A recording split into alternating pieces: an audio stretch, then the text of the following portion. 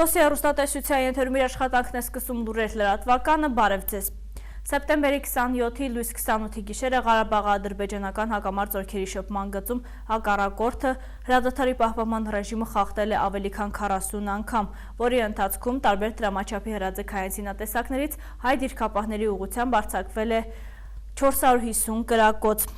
Պաշտպանության բանակի արևելյան ուղղությամբ տեղակայված մարտական դիրքերի ուղղությամբ ադրբեջանական զինուժը կիրառել է նաև դեշեկա տիպի խոշոր տրամաչափի գնդացիր, շուրջ 40 կրակոց։ Պաշտպանության բանակի առաջապահ զորամասերը շարունակում են վստահորեն իրականացնել մարտական հերթապահություն, խիստ անհրաժեշտության դեպքում նաև դիմելով պատասխան գործողությունների։ Այս մասին տեղեկանում ենք Լեռնային Ղարաբաղի Հանրապետության պաշտպանության նախարարության պաշտոնական կայքից։ Զանգեզուրի պղնձամոլիբդենային կոմբինատ Փակbaşնետիրական ընկերությունը անակնկալ է մատուցել Երկրապահ կամավորականների միության Քաջարյանի տարածքային բաժանմունքին։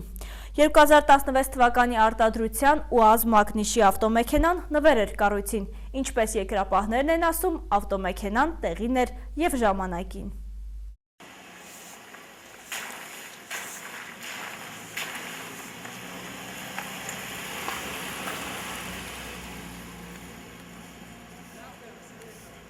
«2016 թվականի հատուկ թողարկման ՈՒԱԶ Մագնիշի ամենագնացը Զանգեզուրի պղնձամոլիբդենային կոմբինատ Փակbaşնետիրական ընկերության կողմից նվեր է Երկրապահ կամավորական միության Քաջարյանի տարածքային բաժանմունքին։ Երկրապահի տղաների համար անակնկալը տեղին էր և ժամանակին։ Բակում հավաքվածները արտաքին տեսքին նայելով, հետո փորձելով վստահորեն ասում են՝ ուր ասես կբարձրանա, ինչ բարձունք ասես կհաղթահարի։ Մեր բազմաթիվ հանդիպումների ընթացքում Երկրապահ կամավորական միության և ղեկավարների հետ և անդամների հետ ի հայտ եկավ այդ խնդիրը և քարոզիա պատերազմի ժամանակ, երբ որ տղաները առաջին իսկ մեկնեցին մարտի դաշտ, այդտեղից նաև բխեց, որ պետք է լինի ամենագնաց մեքենա և այնպիսի մեքենա, ինչպես հասկանալի է տղաների համար, որոնք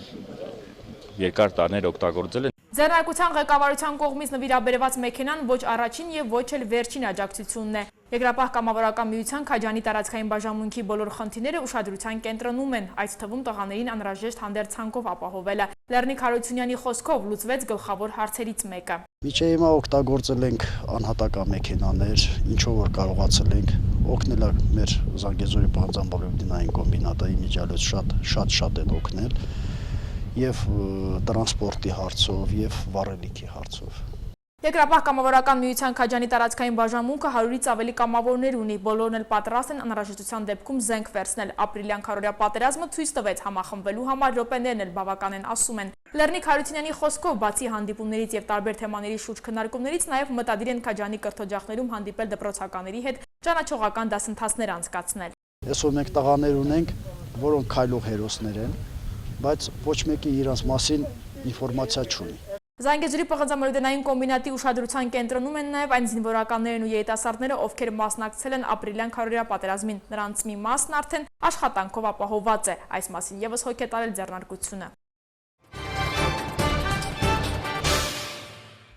Կապանի համայնքի ղեկավարի թեկնածու Աշոտ Հայրապետյանը և Սյունիքի մարզպետ Սուրիկ Խաչատրյանը ընտրողների հետ հանդիպեցին Սպանդարյան և Բաղաբերդ թաղամասերում, խոսվեց առաջիկա ընտրությունների, քաղաքապետի դերի ու առկա խնդիրների մասին։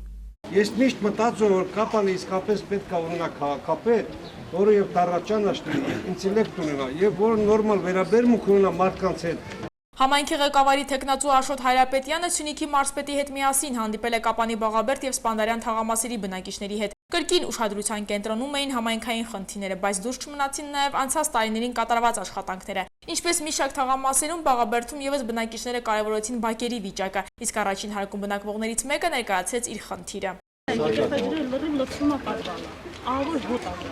Երկու երեխա ունեմ, լրիվ հիվանդությամբ բուն է։ Իսկ վթարը սարքել են մնացել Հայաստանի ազգային պոլիտեխնիկական համալսարանի Կապանի մասնաճյուղի դասախոսները, դպրոցների մանկավարժները ևս ներկա էին թեկնածուի հետ հանդիպմանը։ Այն հնարավորությունները, որ ունի քաղաքապետը, առավելագույնը օգտագործում է, նշեց Լեռնիկ Պետրոսյանը։ 4 տարի աշխատանք է այս պաշտոնում, նաև բավականին մարդ իր նույն պաշտոնով աշխատում է, նաև փորձ է, չէ, ձեռք բերում։ Բավականին արդեն այս փորձը կբավարարի, որ առաջիկայում եւս պարոն Հարապետյանը կարողանա աստիճանաբար այս քաղաքի խնդիրների լուծման, այն որ իր ուժի սահմաններում է լուծի, այն որ իր ուժի սահմաններից վեր է,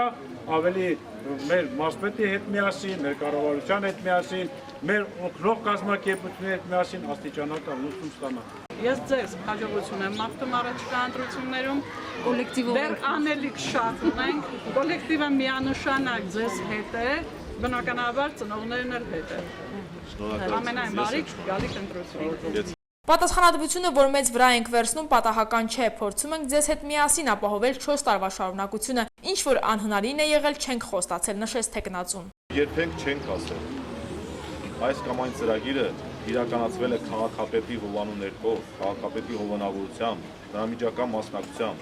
Մենք կարևորել ենք մեր կառույցի թերը, որովհետև այդ կառույցն է պատասխանատու։ Կառույցն է պատասխանատու այդ անելիքների համար։ Իսկապես այս պարագայում ընտրության կարիքը չկա, ոչ էլ առիթը կա, այս բոլորս իսկապես պետք է ինքներս մեզ տրամադրենք ամսի 2-ին համարենք, որ ունենք մեկ թեկնածու Հայրապետյան աշխուժ։ Թաղամասի խնդիրները բարձրաձայնեցին նաև Սպանդարյան փողոցում։ Սեպտեմբերի 22-ին տեղի ունեցավ Հայաստանի ազգային պոլիտեխնիկական համալսարանի Կապանի մասնաճյուղի գիտական խորհրդի նիստը։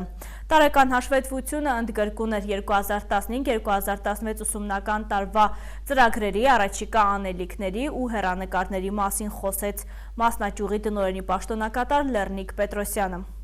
Կայացավ Հայաստանի ազգային պոլիտեխնիկական համալսարանի Կապանի մասնաճյուղի գիտական խորհրդի նիստը։ 2015-2016 ուսումնական տարվա հաշվետվությունը ներկայացվեց դասախոսական կազմին հյուրերին։ Տնօրենի ժամանակավոր պաշտոնակատար դոկտոր պրոֆեսոր Լեռնիկ Պետրոսյանը 40 րոպե խնդրեց զեկույցի համար։ Հաշվետվի ժամանակաշրջանում շարունակվել են մասնաճյուղի ռազմավարական ծրագրի արդյունավետ իրականացման միտված աշխատանքները,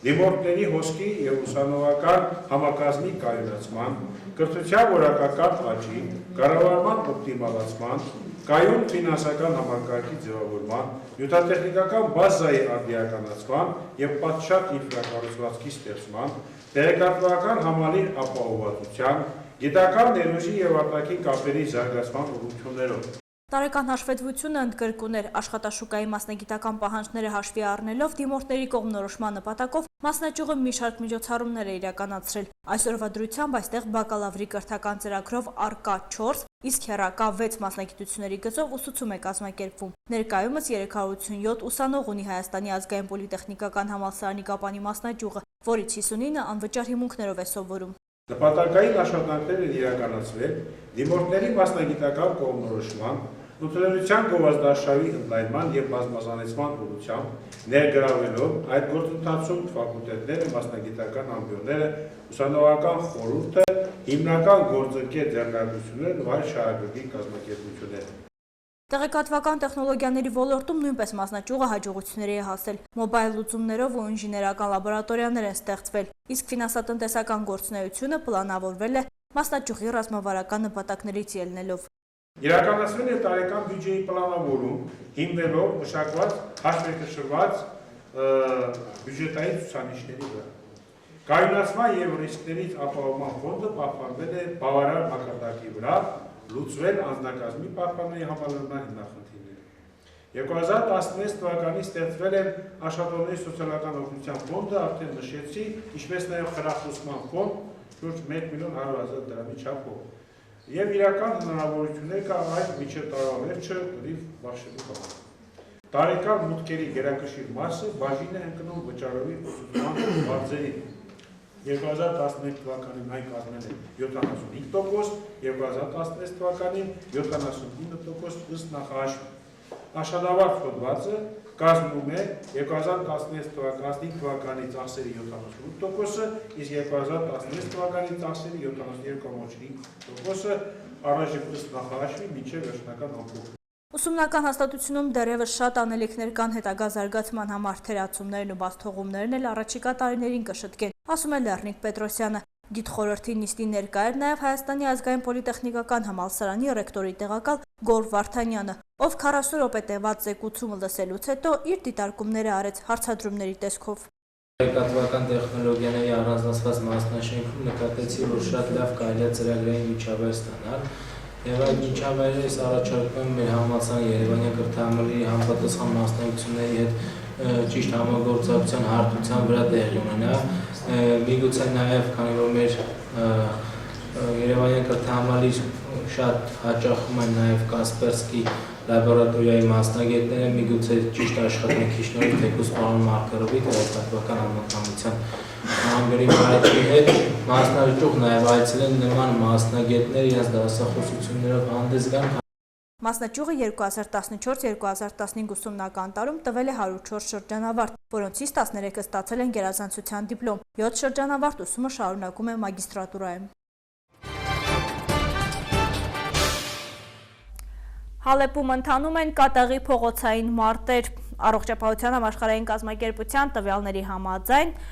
մոլորակի բնակչության մոտ 92%-ը ապրում է աղտոտված օդ ունեցող վայրերում։ Թողարկման միջազգային լուրերը։ Սիրիայի բանակը 3 տարվա մեջ առաջին անգամ կարողացել է հսկողության տակ վերցնել Հալեպի հին քաղաքի մի հատվածը, մինչդեռ ապստամբների ներկայացուցիչները հավաստիացնում են, որ զորքերին հաջողվել է ընդամենը մոտենալ թաղամասին, այնուհետև ստիպված են եղել նահանջել։ Իսկ ահա քաղաքի արևելքը հսկող զինված ջոկատները անջատել են արևմտյան թաղամասերի ջրամատակարարումը առանց ջրի թողնելով 1.5 միլիոն մարդու։ Բուն քաղաքում ընթանում են փողոցային կատաղի մարտեր, Ասադի զորքերը Իրանից եւ Լիբանանից եկած դաշնակիցների աջակցությամբ իրականացնում են ցամաքային գործողություններ։ Այդ տեղեկատվությունը հաստատում են ինչպես կառավարության աղբյուրները, այնպես էլ ապստամբների ներկայացուցիչները։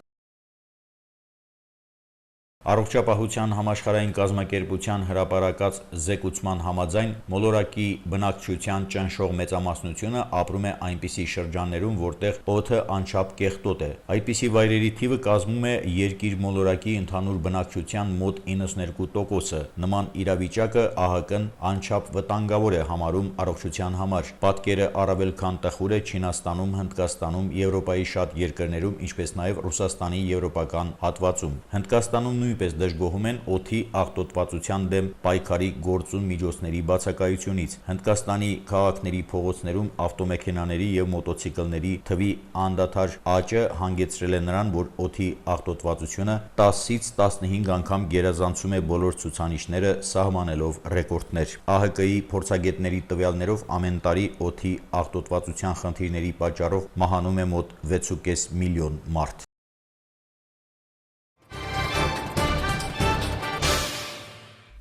Լուրեր լրատվականներ եթերում ես ձեզ հրաժեշտ եմ տալիս ցտեսություն եւ ամենայն բարիք։